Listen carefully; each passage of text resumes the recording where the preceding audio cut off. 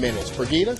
Thank you, Delano. Now on Bounds, advocates for your child's education want to dismantle what they call racism in Charlotte-Mecklenburg schools. There's a meeting coming up next week, and your voice can be heard if you attend. I want to welcome Gerard Jones and Juan Lescano from One Charlotte, that's O-N-E, are both here to talk about the issue facing some of the students. So, fellas, thank you for being here tonight. Thank you for inviting me. I want to start with you, Juan. What is One Charlotte? Thank you. So One Charlotte basically is a collection of individuals. We basically came together and met with hundreds of individuals within our own communities. We met with judges, principals, educators, and from those small meetings we were able to establish a school-to-prison pipeline as our main lever towards actionable change within Charlotte. Some of the issues that we currently face is suspension. That's usually the first stop for school-to-suspension pipelines. According to some of the data, approximately 77% of those individuals that were suspended last year were African Americans, yet they only account for 41% of the school population.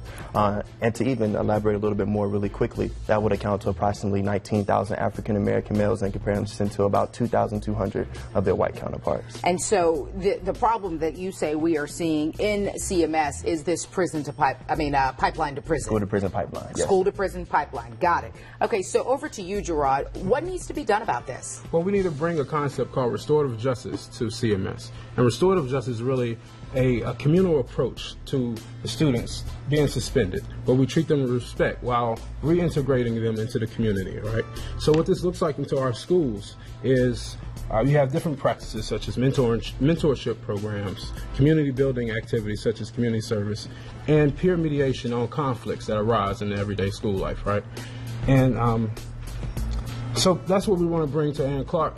That's what we're presenting at the school board meeting. Okay, so the meeting with the superintendent is May 12th. That's next week. What do you hope comes out of this meeting? Well, we're actually gathering about 300 of our own members to meet outside of the government center prior to the school board meeting. And from these 300 members, we're actually going to take a small group of us. We'll actually go to the school board meeting to present our proposal to Ann Clark. So we're asking anyone to come out. If you would like to come out and support us, by all means, we'll be outside of the government center before the CMS school board meeting. If you need additional information, you could follow us on or find us on Facebook at One Charlotte, or if you would like to follow us on Twitter, you can find us at One Charlotte EDU. Okay. Yes. All right. Anything else you guys wanted to add? No.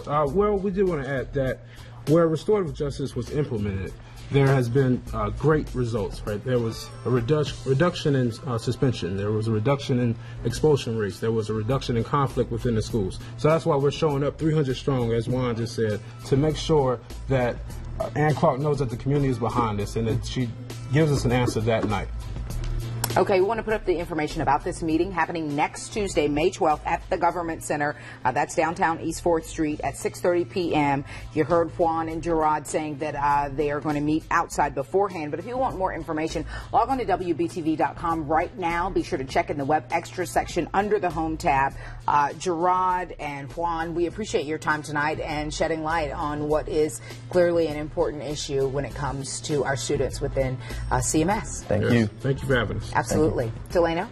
Time now.